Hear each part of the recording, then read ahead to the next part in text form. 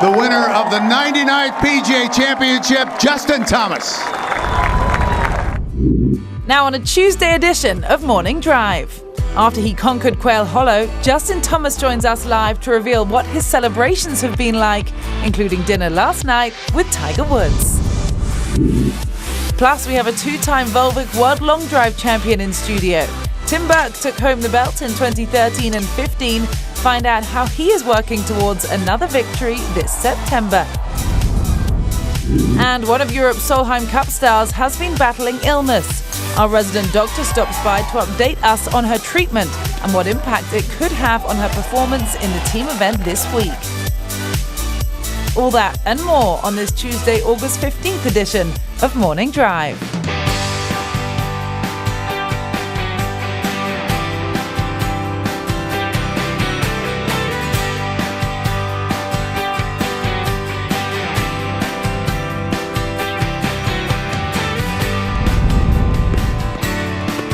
Well, good morning. Cara Robinson alongside Damon Hack and PGA Tour winner Robert Damron. Happy to be with you and getting you started early on this Tuesday. Now, how was your evening, guys? Did you get up to much last night, Robert?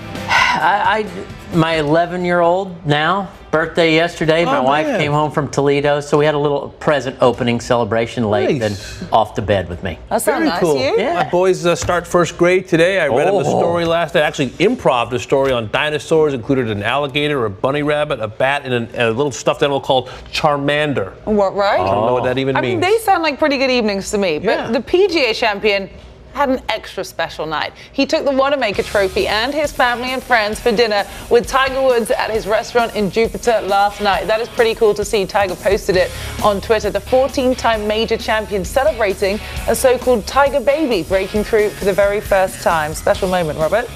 Oh, I cannot imagine how he feels because I played against Tiger in his prime. You know, Justin was 4, 5, 6 years old, looking up to Tiger and watching this guy do things that no one thought was possible. So for him to do that and be able to be there with Tiger, talk to him, show off the Wanamaker, Tiger gets to kind of take a look at it again. Maybe he'll get a little juices flowing. He's still Tiger Woods. He's still competitive. His name's on that trophy 4 times, by the way. And it's neat to see the young players like Jordan Spieth and Justin Thomas, Patrick Reed. They really pay homage to Tiger Woods and know that 14 major championships and 79 PGA Tour wins, that's quite the resume. Well, Justin did repost that picture last night. He said he's learned so much from Tiger over the years, and we can find out what that is because the PGA champion will be joining us live later in the show today, so don't go anywhere. But let's get to what is happening now, and Justin Thomas's win at the PGA Championship has made him a frontrunner for the 2017 PGA Tour Player of the Year award. Not only did he break through on Sunday to capture his first major title, but Quail Hollow was also the scene for Thomas's first win in the mainland United States, and it comes in the midst of what already has been a breakthrough 2016-17 season. As we take a look at this, after successfully defending his title at the CIMB Classic in Malaysia last fall, he opened 2017 with 2 resounding wins in Hawaii, the latter featuring the 7th 59 ever shot on the PGA Tour, and well, this preceded another landmark round at the US Open when his 3rd round 63 at Erin Hills propelled him to his first ever top 10 in a major championship. So I ask you guys, Robert, I'll start with you. Will it be difficult for anyone to surpass Justin Thomas for the Player of the Year award? Difficult, no question. If it ended now, he's a shoo-in. There's no question about it. It's nearly unanimous, the vote. But to say that it's over, there's a long shot. You've got Spieth, Hideki, maybe Brooks Koepka, DJ. You know, you've got some guys that really have a claim to this. And FedEx Cup champion is going to weigh a lot towards that voting for Player of the Year. So you're saying, rightly so, the FedEx Cup playoffs do help identify the Player of the Year. Let me turn our attention, Damon, to one of the other front runners. Of course, he won the Open, Jordan Spieth. What would he need to do you think, to win this award? I believe he'd have to win twice.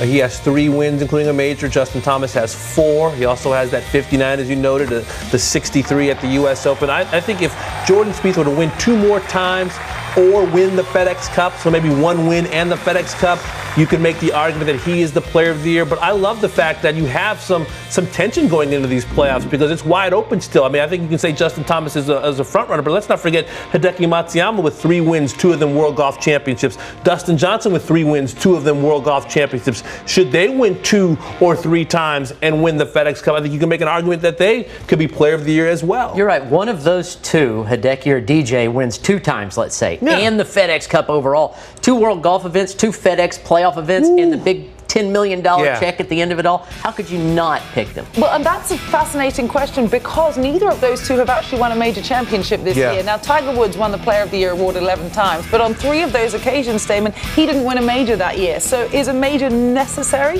It's not necessary, as Tiger proved in one of those years you mentioned would be 2013 when he won 2 World Golf Championship events. I think DJ's had a very similar type of year, Hideki Matsuyama as well. I think that the playoffs are gaining more weight as the FedEx Cup playoffs grow in age. We didn't really know what they would be a decade ago, but we've seen the likes of Tiger win it twice, Vijay Singh, Jim Furyk, Jordan Spieth. These are players are the greatest of all time. Rory McIlroy. They're making the FedEx Cup playoffs important. When the best players in the world embrace it, it tells you the importance of those events. Well, it was neat to see Justin Thomas playing alongside Hideki Matsuyama on Sunday at Quail Hollow. They were the 2 stories at the beginning of the season, no doubt the hottest players in the world of golf early on in this year. Now, Robert, Damon mentioned the 3 wins that Hideki does have in this season. One of them, though, I hate to point this out, did come against a limited field of just 18 players at the Hero World Challenge. Granted, the other 2 are World Golf Championships. He's also had 3 runner-ups and made 17 of his 18 cuts. This has definitely been his best year to date. Yeah, it was, and that was unofficial, remember, the Hero World Challenge. He won Phoenix and he won the 2 World Golf, so that's, we can even call that 4. So would that count towards PGA Tour Player of the Year? No, probably not. But even if he doesn't win, he has announced himself as an incredible worldwide superstar this year. Not that he wasn't last year, but I think Hideki's made an incredible statement. And these players announced themselves. Spieth with the Open and the hole out at Travelers. Thomas with the 59 and the 63. Hideki with the 61 to close out Firestone. They announce themselves loudly, don't they? Do, and that's what I think those scores are valuable. And in the case of Justin Thomas, I think the 59 and the 63 in a major, they do add weight to his campaign, Robert. I would call them tiebreakers. Okay. Let's say Jordan won maybe 1 FedEx event, and then you've got 4 wins, 1 major. That might add to the tiebreaker. Well, 59. Speaking of valuable, Tim Rosefort's valuable, our insider. He's here. He wants to talk about one of the contenders we were talking about, Hideki Matsuyama, the world number 2. There's a lot of news going on in the game right now, my man. What can you tell us about Hideki? Big news in Japan, especially on social media. Hideki married in January to his college sweetheart, had a baby girl in the end of July. Interesting time to release it. It was actually 5 p.m. Tokyo time on Sunday night, 4 a.m. in the U.S. So imagine what it was like for all the Japanese journalists who followed Hideki around. Sure. They were running up to me at Charlotte Airport yesterday. I saw Rex Kuramoto on a flight on the way back. And again, it's a cultural thing, Damon. You know, he's a private person.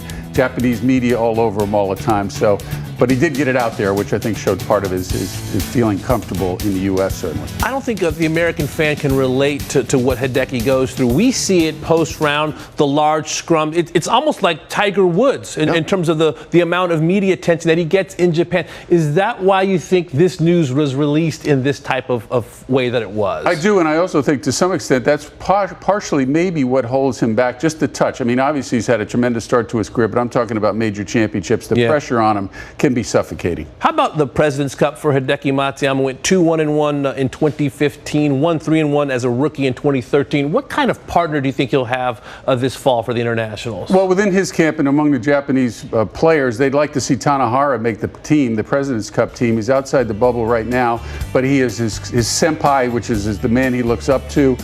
They have a lot of fun at dinner. They keep it light. They play a lot of practice rounds together. They went to Wimbledon together, remember, during the Irish, just after the Irish Open. So the only snag would be that Tanahara wants to get his tour card back, and the President's Cup actually runs right up against the Web.com playoffs. So if he did make the President's Cup team, he wouldn't get a chance to earn his card for next year. The international team looks strong. I know you have some more notes coming up later on Ricky Fowler and his plans for the playoffs. What else is happening now, Cara? Well, the top players in the women's game head to Iowa this week for the 15th edition of the Solheim Cup that will be played at Des Moines Golf and Country Club. The U.S. squad won in 2015 to lead the overall series 9-5 over Europe. The teams are made of 12 players each, and the United States need 14 points to retain the cup, while Europe needs 14.5 to win. While the format is identical to the Ryder Cup, with players competing in several different ways, as you can say. Friday begins with the foursome matches in the morning, afternoon four-ball matches. Saturday, foursome matches again in the morning and four-ball matches in the afternoon. It will be Sunday singles. Now, Annika Sorensen is captaining the European team for the first time this year, and Julie Inkster returns as US captain for a second time. Let's hear from the leaders and the ladies they recently chose as captain's picks. It was a lot harder. There was probably 4 or 5 more girls in the mix. You know, last time was probably 4. This is probably 8. It was really hard. I mean, but it was a good. I mean, I had a good pick from, you know, because I had 8 girls that could play, and so it was a good position to be in, but also a very tough position to be in. Everything's so unreal. I didn't expect this. I'm so glad that Julie picked me, and she believes in me, and the team believes in me too. When Julie told me, it was kind of like a weight just lifted off of me. I'm really excited to get to Iowa and get those people loud. But yeah, just coming back from that, and I really wanted to make that team, and leaving it up to Julie, I really didn't like it, but I'm really glad she picked me this time. Well, it's always nice with choices, but I also had a lot of players to choose from, so which didn't make it that easy. But obviously with Anna's situation, not getting 6 tournaments in the period of qualification, actually only felt like I had 3. So it's been hard, but once I make a decision, we're ready to go. I feel really good about the team, and it's going to be exciting. I love the audience, no matter if they're rooting for me or against me. I think it's just going to trigger me to just like go out, do my best. I know we're going to have support out there too, so it's going to be a fun week, and it's going to be a lot. It's going to be loud. It's going to be a lot of cheering, and I'm so happy to be there.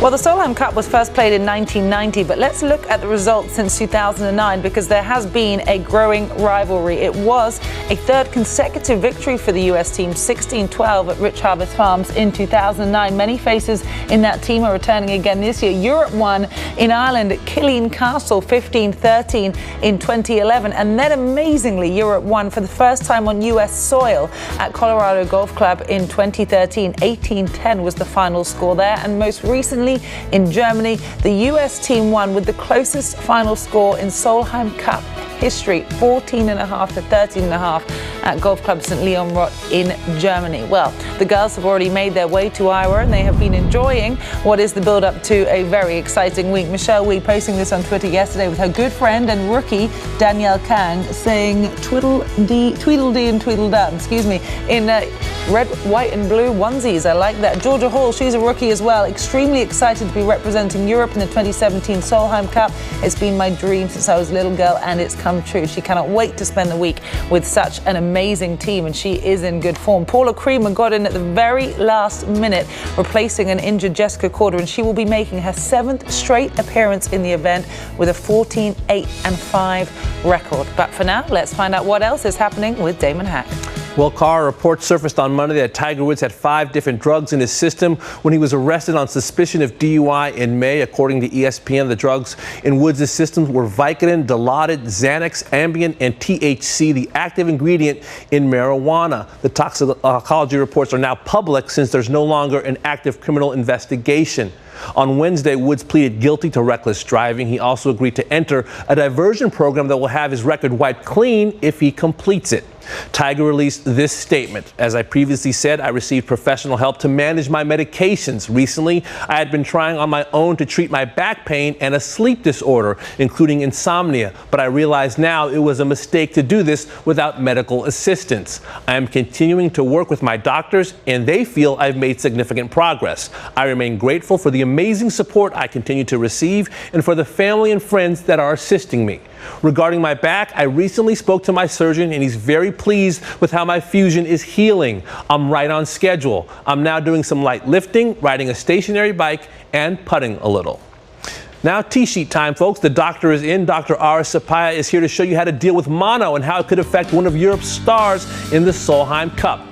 And two-time World Long Drive champion Tim Burke is here. We'll show him, and actually he'll show us how he prepares for the Volvic World Long Drive Championship next month. And PGA champion Justin Thomas celebrated with a legend last night. What did JT learn from Tiger Woods? It's all ahead on a big-time Tuesday on Morning Drive. Are you ready? We're ready, guys. Are you ready? Are you ready? I'm ready. I'm always ready. How about Rosie? I'm working on my He's game. working Yeah, on are you ready? Rosie's Yeah, I'm ready. ready. I'm ready. For anything you throw at it.